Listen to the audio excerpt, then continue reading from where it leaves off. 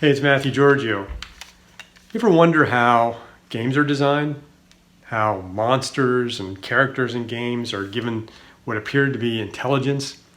I'm going to show you exactly how that's done in a very, very simple way. Very simple way. How monsters and characters are given intelligence, artificial intelligence. Although if you're an AI person, don't jump on me. This is going to be a very simple method of demonstrating how that. So let me show you. I'm going to write it down in my notebook and you can follow along. Very simple. Don't be scared. This is easy. Check it out.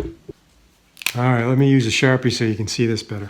All right, so let's use the example of PacMan. You guys remember PacMan, a little circular character, a little pie-shaped character, and he was eating dots. And every once in a while, he'd encounter these ghosts that wanted to eat him. Right? So how were these ghosts programmed to interact with PacMan? Here's how.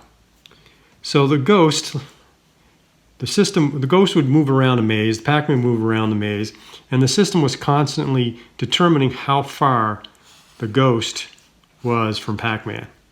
How far or how close. And depending on that distance, a ghost would respond in a particular way. So some ghosts, what they would do is they would attack. They would attack PacMan. And some would run away. Okay?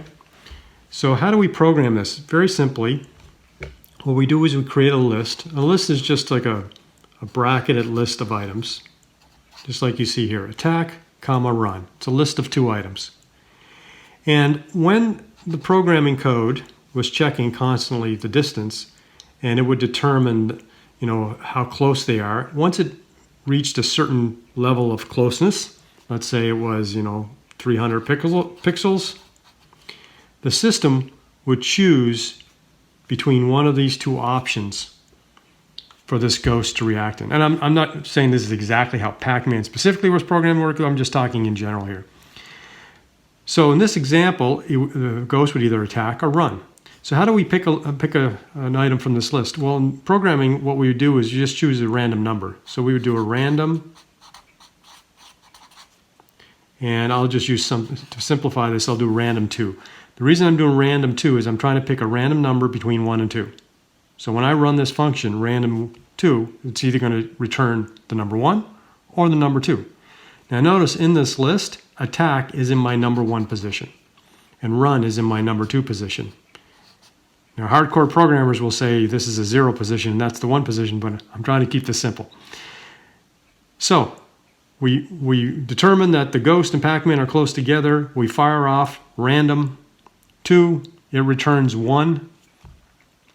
We look in our list and 1 is attack. That means the programming code now tells this ghost to attack PacMan. How does it attack PacMan? Well, it figures out the direction that PacMan is in, using just some simple math, and then it actually follows that direction. So that way it's now following PacMan. If instead our random number was 2, we would choose run.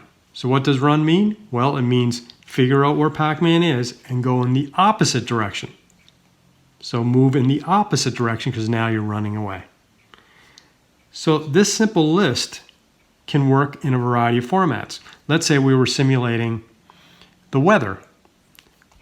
Option 1 could be sunny. Option 2 could be rainy. And you do a random number, and if you pick 1, it's a sunny day in the simulation. Pick option 2, it's a rainy day in the simulation. Now, let's expand this and make it a little bit more complicated. What if we wanted this monster to attack more often than it ran away? Well, we would create a list that has attack. I'll just use letter A for that, for abbreviation. Attack, and then run. So I have a list again but now I have 3 items. Attack, and run. 1, 2, 3. So I would do a random 3. So now it's going to pick a random number between 1 and 3. If it picks 1, it's going to be attack. If it picks 2, it's going to be attack. If it picks 3, it's going to be run. Now notice we've changed the probability of this monster attacking. Here it was 50-50 chance. 50% chance attack, 50% chance run. Now we've increased the probability of an attack, in fact, to 2/3. So it's a 66.666 chance that the monster will attack and a 33.33% chance that it will run. Now, we could expand this even further. If we wanted it to be a 75% attack, 25% run, we would just add another A in here. We'd had 4 on the list. 3 of the 4 are attack, which means 75% chance of attack. So here's what's cool is we could design this as one monster. Let's say this is a really aggressive monster, but then we could also design a really passive monster, a little, scaredy cat monster. And the scaredy cat monster is going to mostly run. So look, we could have a list with a bunch of runs in it and only 1 attack. So in most cases, this monster, in fact, 80% of the time, it's going to run away because it's a scaredy cat monster. And only 20% of the time will it attack. So now what you're doing is you're creating different behaviors for different monsters and giving them personalities. The other thing you could do too is you could design, using the same list approach, how a monster reacts when they see Pac-Man, when they're close to Pac-Man. So when Pac-Man gets within 300 pixels, what's your monster going to do? Well, you could say, well, I want the monster to jump. I want the monster to stomp up and down. I want the monster to twirl. So you create a list of different actions that you want the monster to do. Now, of course, you have to program these actions. So a jump, you'd have to design or write a little bit of code for the little monster icon to move up and down. Or stomp, maybe you design a little graphic of a little foot or something that comes out of the monster and kind of stomps their foot down. A twirl, the monster does a 360, so you get your graphic designers to do a few different frames of the monster turning around. But this is the intelligence. The intelligence is a simple list. Again, I'm simplifying artificial intelligence here, but this is exactly how it starts out. So you simplify that list. Now, moving on to our GoVenture simulation, I've designed a lot of business simulations. They're called GoVenture. How do we apply this? Well, I mentioned the example of weather. Another thing you could apply is the example of a customer behavior. So a customer walks into a restaurant, and let's go ahead and switch to another page here. So we have a customer walks into a restaurant, and the restaurant has a menu. And the menu, where's it going to be in a list? So we're going to say a burger and a wrap. So the customer walks into the restaurant. What are they going to order? Are they going to order a burger or are they going to order a wrap? Well, if I have a list of 2 items, this is 50-50 chance. I do a random number and I choose what that customer is going to order from the menu. Now I could have this menu as long as I want. I could have 10 items, 100 items, 1,000 items.